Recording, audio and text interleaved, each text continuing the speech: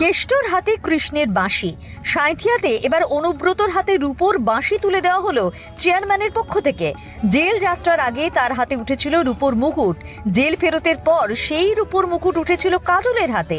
এবার অনুব্রত মণ্ডল অর্থাৎ কেষ্ট মণ্ডলের হাতে উঠল কৃষ্ণের রূপোর বাঁশি। বীরভূমের সাঁইথিয়ায় গোপীনাথ মন্দির উদ্বোধনে উপস্থিত এসআরডি এর চেয়ারম্যান তথা বীরভূম জেলা তৃণমূল কংগ্রেস সভাপতি অনুব্রত মণ্ডল।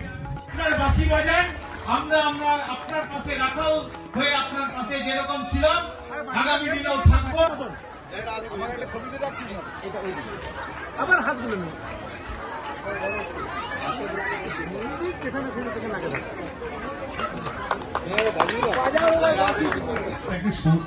সুন্দরভাবে সাজিয়ে তুলেছে।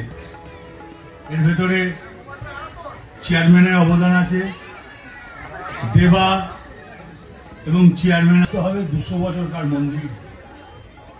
তা আমি বলেছিলাম যাব, 100 বার যাব। আজকে নারায়ণের 108টা নাম এইভাবে ভেসে আছে। গোপীনাথ সবই নারায়ণের অংশ। সুন্দর এক পরিবেশ, অনেক মা বোনেরা এসছেন।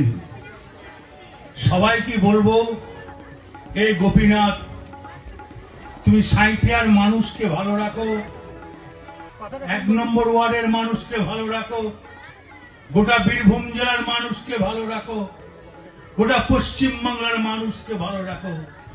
গোপীনাথ তোমার যথেষ্ট প্রভু, তোমার ক্ষমতা আছে, তুমি প্রভু, তুমি গোবিন্দ, তুমি সব পারো। তুমি তাই বলবো, সুন্দর একটা পরিবেশ যেন বীরভূম জেলা সুন্দরভাবে সেজে যায়। কোনদিন যেন হানাহানি না হয়, মানুষ মানুষের সঙ্গে যেন ঝগড়া না হয়, মানুষের সঙ্গে যেন মানুষের হৃদয়ের মিল থাকে। হে গোপীনাথ, তুমি নজর রাখবে।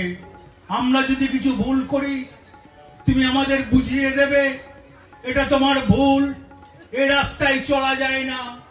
মানুষকে ভালোবাসুন, আগে মানুষকে ভালোবাসুন, তবে নিজের ভালো হবে। এ আমার কথা নয়, এ স্বয়ং গোবিন্দর কথা, এ আমার কথা নয়, স্বয়ং নারায়ণের কথা। তাই বন্ধু, সাঁইথিয়ায় এসে খুব ভালো লাগলো। অল কাউন্সিলররা এখানে আছেন, সব কাউন্সিলর এখানে আছেন, সাধন থেকে, পেনাকি থেকে, সঞ্জু থেকে, 1 নম্বর 12 নম্বর বললাম, সবাই আছেন।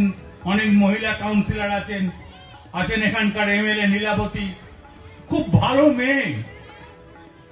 আমি যখন লীলাবতীকে ক্যান্ডিডেট করি তখন দেবা বলছে, ক্যান্ডিডেট টিকিট পাবো?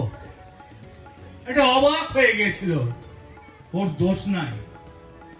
আমরা যে কালচারে আগে ছিলাম, নাম পাঠাতাম একজনার, নাম আসতো আর একজনের।